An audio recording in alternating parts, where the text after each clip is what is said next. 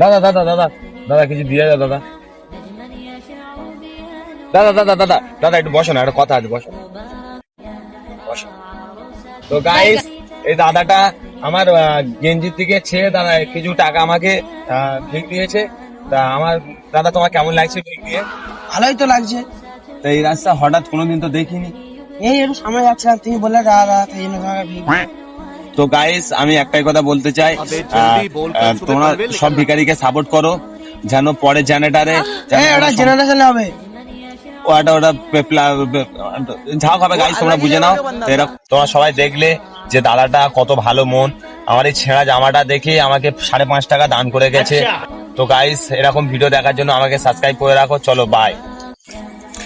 ভিডিওটা তাড়াতাড়ি পোস্ট করে দিই, ভিডিওটা শিওর আছে মিলিয়নে ভিউজ আছে। अच्छा